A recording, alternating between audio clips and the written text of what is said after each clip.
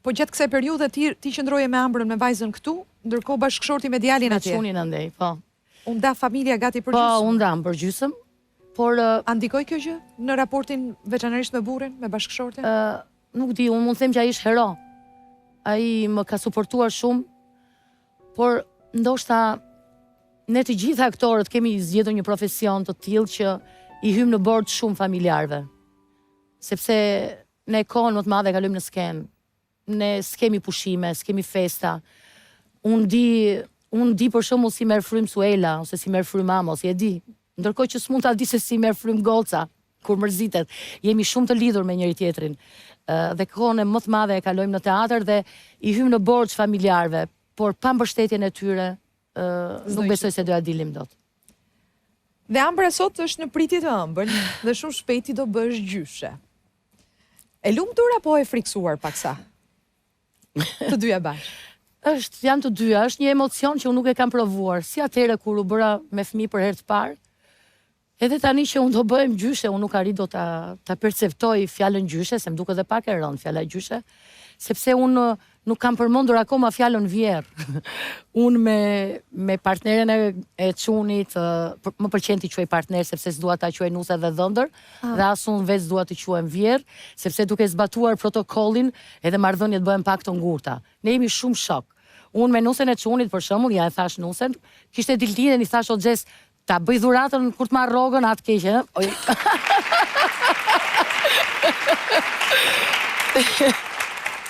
Se do të pyesja dhe për Mozën si vjerë. Po, di që kur more vesh lajmin, bërë edhe një poezi, se që ta dini, Moza shkruan poezi shumë të bukura, dhe për efekt kohë televizive unë do lexoj A jeta, është poezia që ke shkruar, apo jo? Vetëm një copës të saj do lexoj.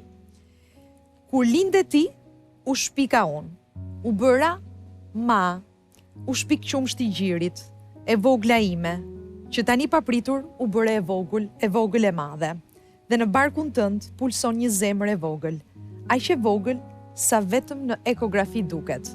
Është sekreti ynë. Bestytnit na ndalojnë ta themi, por unë dua ta dije gjithë bota, atë që satelitët pan. Po të presim.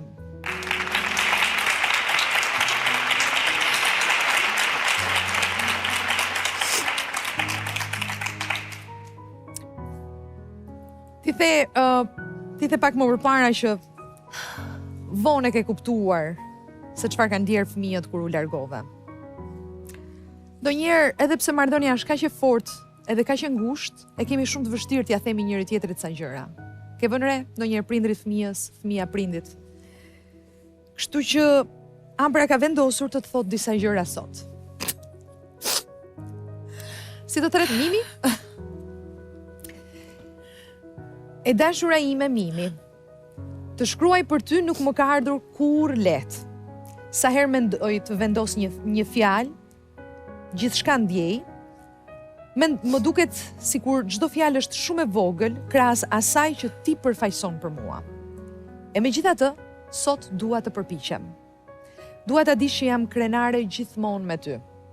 E vogël krenohesha për mamin e bukur, ndërsa sot për gruan e fortë, për gruan e talentuar dhe për gruan e mençur që ti je.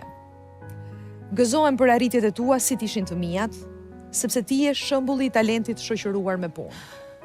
Jam çdo ditë falenderuese për shoqen e mrekullueshme që je, për mamin fantastike dhe për suportin emocional që ke ditur gjithmonë të më japësh.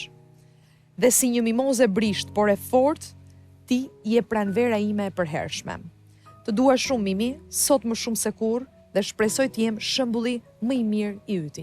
Ambra.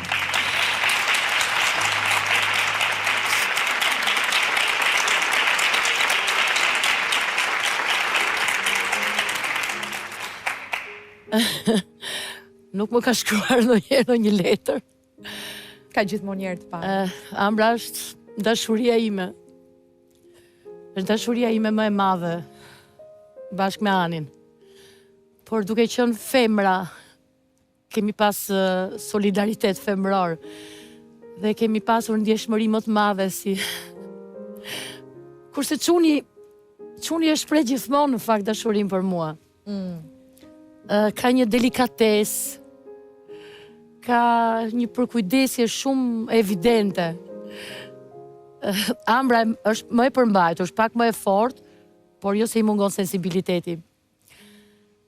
Edhe më thotë, mami ti do më shumë, do më shumë Anin. E se ekziston kjo ideja që mama duan më shumë djemtë. I themu, po Ani e tregon shumë i Ambra. Shiko, Ani më çon këtu, Ani më çon atje, Ani është disponibël në çdo moment. Me Anin kemi një karakter, kemi shumë qejf të dalim, të bredhim gjithë botën, të udhtojmë. Ama letrën e shkroi Ambra. Por po ta shkronte edhe Ani, do ta kishte shkruar shumë Se bën në dyshim. Ndërsa Ambra është shoqja ime ngushtë. Ti kesh me jetë gjatë, edhe të vi baby shëndoshë mirë. Faleminderit shumë. Po tani, se mos gabohem për pak ditë, pritet që të vi në jetë baby. E keni parë çfarë është? Po, është vajzë.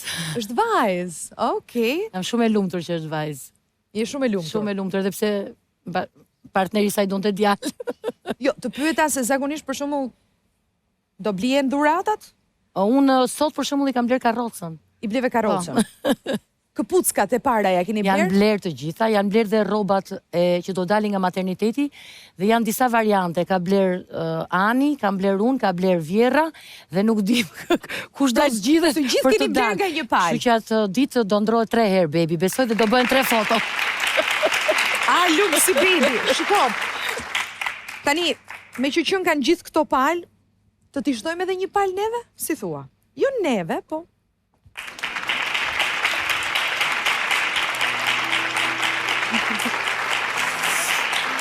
Pritani, jo mos u ngri.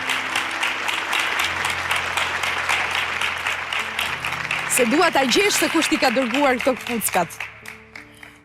Dua ta gjesh përpara se të lexosh pusullën.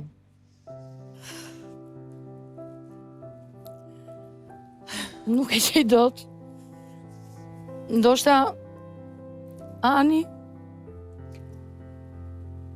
Mimo, vazhdoj të besoj se të kam pagëzuar unë kështu. Unë nuk e di pse këpucët janë dhurata e parë që bëhen kur një fëmijë pret të vinë në jetë, por di mirë pse unë t'i dhuroj këto këpucka për bebin e Ambrës tënde të dashur, që edhe unë e dua shumë. Unë uroj që ti dhe bebi Ambrës të bëni bashkë kilometra të tëra të paharrueshme në një rrugtim të mbushur me gëzime të qeshura, siç vetëm një grua si ti mund të dhurojë. Suela.